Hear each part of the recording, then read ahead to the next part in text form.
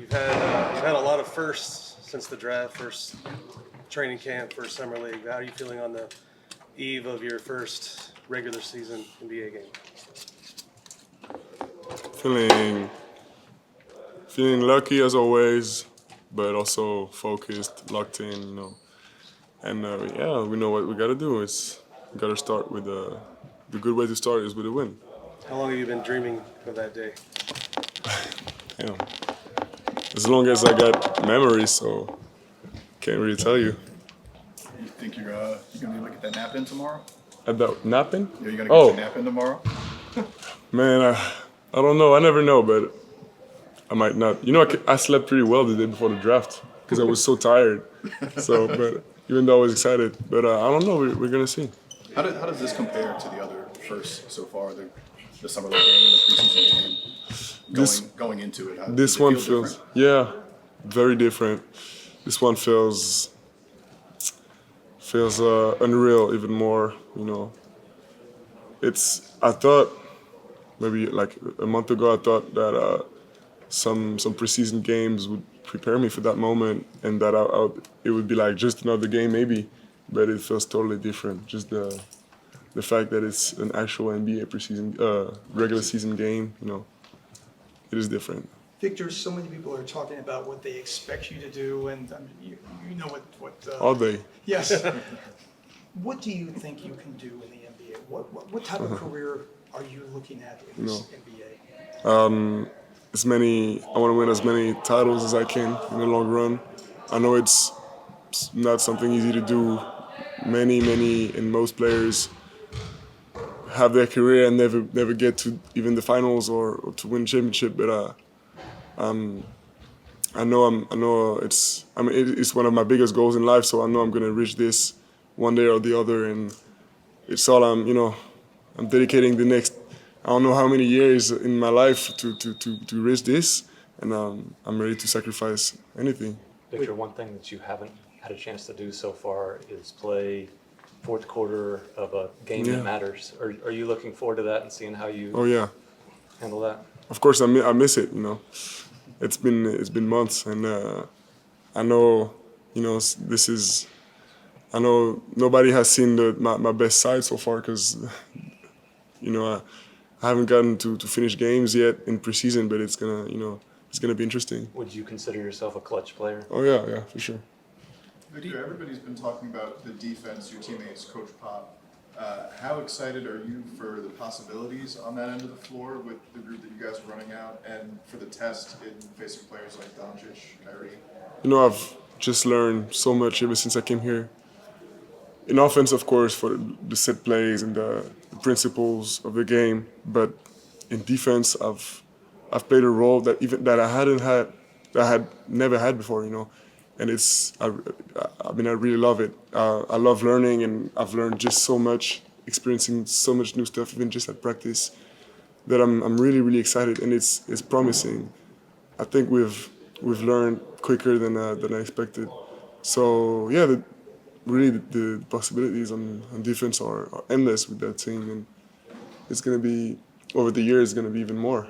Kind of touched on the experimentation there. Has Pop been using you in ways where you're like, oh, I didn't even think about me doing that myself? Like, is there anything that's kind of... Let's say I thought about doing some stuff before, but in the teams I played with, was our league was just so competitive that, in the past that we couldn't really experiment, because maybe just 5 minutes of experimenting a new role for me in defense, who've always been pretty important defensively for my teams. It was a huge risk, So it's just stuff I thought about doing, but never really had either the time or the opportunity to do. The NBA is already an international game, but do you feel someone like you coming in with all the fanfare, there's never really been a foreign player coming in with the fanfare you're receiving, can you take it to a different level? Do you hope to expand the NBA's popularity around the world? Do you think you can? Oh, it is gonna be, I'm sure it's gonna happen, and it's happening already, because I think some more French people especially are getting interested to the NBA maybe, which I'm really glad. But just for basketball, NBA internationally, but especially for France, it's one of my something I hold dear in my heart to expand basketball in France. Did Victor, you see? Chetty. Did you see a video of the Dallas coaches using the paddles to simulate you? What did you think about that? I mean, Not a good simulation, I don't think. I mean, anything's good to, anything that can help, but it's funny, but it's not like it's something really new. People have done this before. Yeah. Chetty said yesterday he's been trying to push you a little, value a little bit in practice. Has that been what's that been like? And do you expect, now that the regular season's here, teams to get a little physical with you? Yeah, but everyone's got their strength, and it's being physical is something I've seen. I've seen my whole life basically. Every time I stepped on a court for the last years, and so it's not something I'm afraid of. And quickness beats physicality when used correctly. It's really part of the game. Like, I'm used to it. For this season, your expectations. How much do you want to play? I know there's been talk about how resting you at a certain point, but what do you want to do? Every game, if there's no excessive risk for my health, of course I can predict the future, but I want to play every single game. Do you remember what was going through your... Record 14 players from France in the league this year. Does that go back to... Is it a record? Yeah. It's All a time, record, really? Yeah, for Dope. France. What do you attribute that to, and is that a point of pride for you? What do I attribute that to?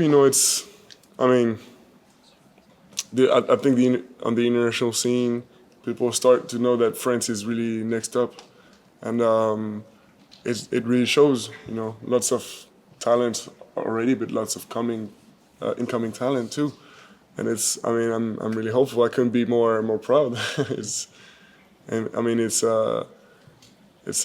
really a chance to be part of that, to be coming from that country, and I think we got a chance to really show off in the next years. What was the question again? No, you think you answered it? Yeah. Okay. Cool. Thank you. Do you remember what was going through your mind on draft lottery night as all the different teams Yeah. went off the board and it finally came up, San Antonio? Yeah. To this day, it's still one of the best nights in my life. It was really a great event. Surrounded with people I loved. And what was going through my mind? So I had the conviction that the Spurs were gonna get it, but still I had to, like, I'm not gonna lie, it was a kind of stressful moment, and a very, very weird, feeling. How would you grade yourself if you had to give yourself... We're done with English. We're going to start in French. Maxime, go ahead. Thank you. Victor, pour parler justement de la France, on a parlé, mais je vois qu'il y a beaucoup de journalistes français ici. Il y a un engouement énorme en France. À quel point ça te porte aussi, cet engouement qui vient de France? Bah, moi, c'est bien sûr que les fans de San Antonio me soutiennent, ça fait plaisir, mais que ce soit des fans qui viennent de France, c'est encore pire, quoi. Et des fois, je vois des drapeaux français dans les tribunes, je fais toujours un signe, j'essaie toujours de dire bonjour ou de taper les mains. Parce que, voilà, ça fait plaisir, c'est comme, c'est mon sang, quoi. Victor, vous allez demain, dans un peu moins de 24 heures, vivre un rêve, comme vous le disiez, dont vous vous souvenez depuis que vous êtes bébé. Quelles sont les manifestations physiques que vous ressentez à cette idée? Est-ce que c'est des papillons dans le ventre, comme disait Yann? Ouais, un peu. Hein. Vous pouvez nous parler un peu de ce ressenti? Ouais, des papillons dans le ventre. Un peu. Moi, c'est un peu avant chaque match. Après, ça dépend des enjeux et bien sûr de l'importance du match. Mais ouais, c'est ça. Mais, enfin, après, je me mets pas à trembler, à transpirer non plus. Mais moi, c'est comme ça. Un peu mal au ventre. Jean-Victor, RMC, comment tu as embrassé la vie de San Antonio? Parce qu'on a rencontré des fans, ils sont excités par tes talents de basket, mais aussi par le fait que tu t'inclus vraiment dans la communauté, les tacos, les chapeaux, enfin, les fresques que tu as signées. Ouais, comment tu te sens dans cette vie? Bon, disons qu'il n'y a rien rien à redire, quoi. Tout le monde. J'ai pas vu une personne qui a été négative envers moi depuis que je suis arrivé. Et disons que c'est le meilleur environnement dans lequel je puisse être.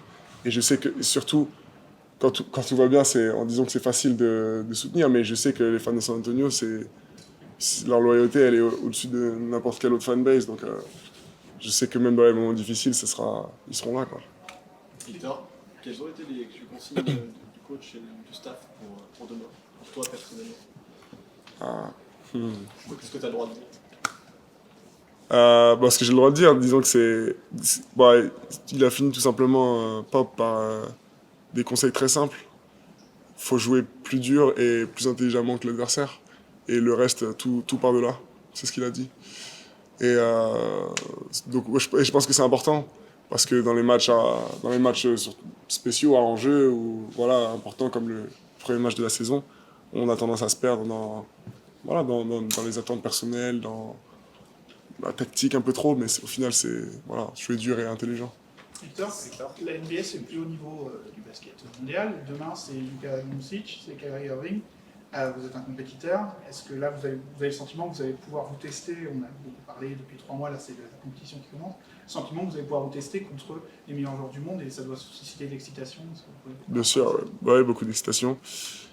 Après, en NBA, c'est toutes les semaines qu'on a des super joueurs ou des All-Stars en face de nous, quoi. Donc tous les matchs sont vraiment spéciaux.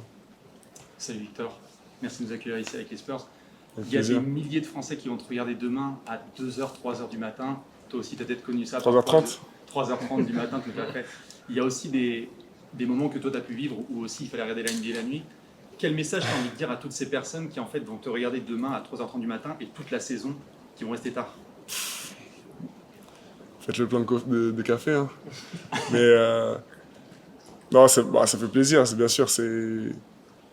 Comme je disais, dès que je vois du soutien, que je remarque du soutien, encore plus des Français, j'essaie de remercier, de montrer que ça me touche. Et voilà, j'espère pouvoir rendre bien sûr l'appareil un jour ou l'autre. Mais j'espère que vous avez kiffé toute la saison.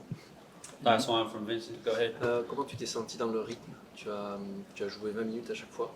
Est-ce que le cardio, tu as des surprises ou est-ce que ça correspond? C'est différent hein, au niveau cardio. Je dirais pas que c'est plus dur au niveau cardio, mais c'est un cardio différent. Il y a beaucoup plus de contacts, comme le terrain est plus petit, il y a beaucoup plus de contacts en Europe. Mais ici, ça court et ça saute comme nulle part, comme dans aucun autre sport en fait. Et donc c'est des choses différentes. Du coup, il y a eu un petit temps d'adaptation. Ouais. Je pense qu'il y aura encore une adaptation. Mais ce que j'aime bien, c'est qu'il y a souvent il y a plus de temps mort, j'ai l'impression. Ou alors ils sont plus longs. Et donc ça permet vraiment de... Pourquoi c'est drôle? Temps mort TV, ouais, c'est ça. Et donc en fait, même si ça court énormément, il y a le temps de se reposer, quoi.